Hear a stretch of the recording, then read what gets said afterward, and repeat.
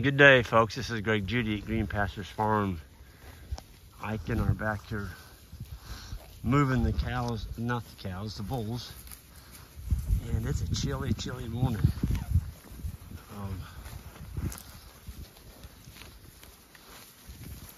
Trying to get my gloves situated where I won't lose them when I'm sticking them in my pocket here. This is the very back of the bull farm, the new farm that we leased. And while the weather was moderate, instead of being 30 below, wind chill, we decided to bring him to the very back of the farm and get this grazed off and then work our way toward the front. That's where we've got, I think there's 8 bales up there that we've got socked in case we get some really deep snow, ice. We don't have to come try and get back in here. We'll have them toward the front of the farm. But man, these bulls look good. Man, oh man. They're just fat. This is Kentucky 31 Fescue, the stuff everybody hates. You know, it's the best darn grass there is in the Midwest as far as I'm concerned. That is if you want to make money on your cattle operation. If you want to lose money, spray it and kill it, and you can go broke. But if you want to make money, you better have some of this stuff. I mean, look at it. Didn't do nothing to it, just grow it. And people say, oh, but it's wintertime, it's not any good anymore. It's January 8th, folks, and it's still green. And we've had 30 below zero. Don't tell them bulls this isn't any good. It's real good feed. And they're feeding themselves. We're not having to do nothing, we just move this wire.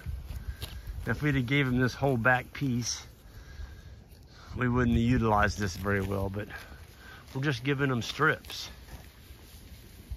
And it's crazy how much grass is back here. There's 40 bulls in here, and we're gonna have another rotation after we move them out of here. We're gonna go through the whole farm doing what we're doing right here. And then we'll come back. See, we've got around, I don't know, there's gonna be 40, probably 40 more bulls coming in here that are the 2022 models. They're still with the cow herd. But March 1st, they come out and they'll be over here. So this is gonna go from 40 head to 80 head.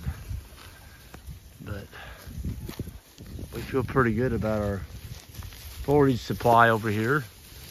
And the bulls feel pretty good about it too. Just getting over a cold. I caught it, and then Jan got it, and Isaac, he got it.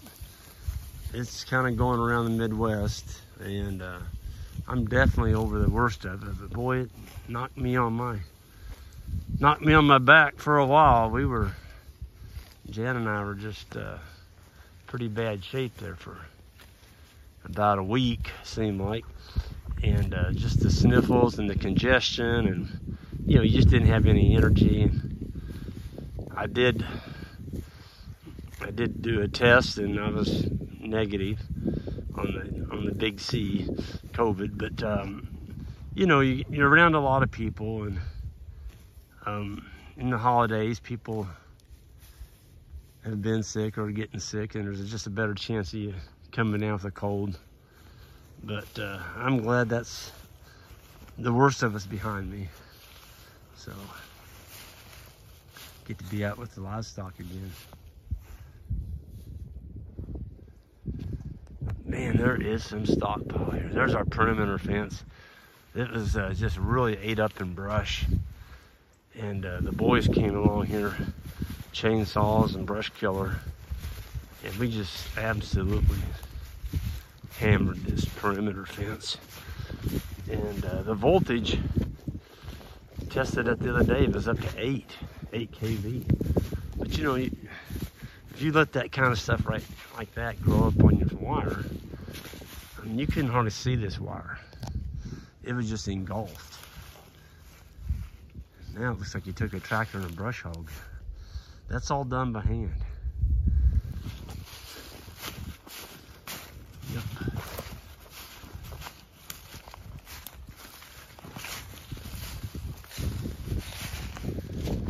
Yeah.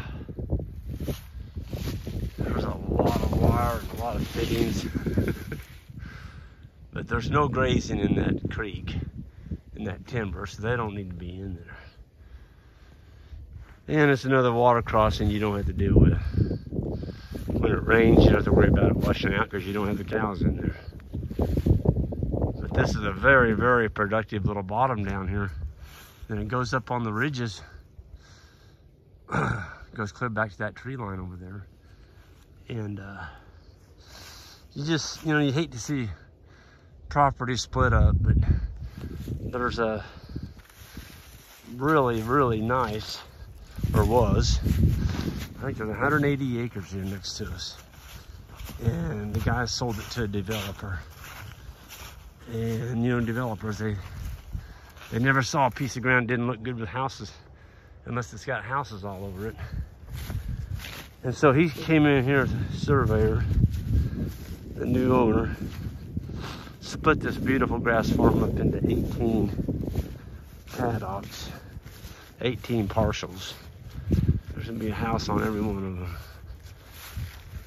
And yeah,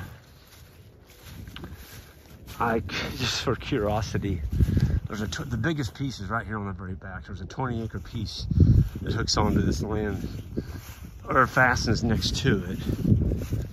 The farm we have leased, 93 acres. Anyway, I thought, I'll just see what he asked for that. Got online, looked at it. For that 20 acres, it's $300,000. Yeah. He ain't done nothing to it. All he did was buy it. And basically, I think he gave 9 for it. Now he's asking $15,000 an acre. It hasn't done anything. Well, he did, he baled it. He had a guy come in here, mowed that whole farm off, the whole 181 acres, because he wants it to look like a park. I think he gave him that. I don't know, he may charge him something for it. You talk about a bunch of hay coming off the farm. He baled up that pasture. And I couldn't believe it. Came by there January 3rd, and there's one area he hadn't baled yet. He mowed it. He's got it raked. He's gonna bale it in January, just so it looked like a park. These developers, they don't have a clue about land management. All they know is it'll hold a house, you know. But it'll never run livestock again. It's kind of a shame. But you know, you can't control it all, and just do the best with what you can get your hands on, and hopefully we don't lose all of our land to houses, because it's definitely an issue in the United States. We're losing a lot of productive ag land to houses that'll never grow any food anymore. It's just houses. And what I hate about these 10, 15 acre tracts is they'll mow it. They have a stinking lawnmower out there mowing 15 acres every Sunday afternoon to make it look pretty. I mean, you could be raising beef or lamb or, you know, ruminants on it. Anyway, I'm gonna climb down off that soapbox and go back and look at our bulls grazing stockpile fescue here in January. We're loving it. Folks, we'll see y'all down the road.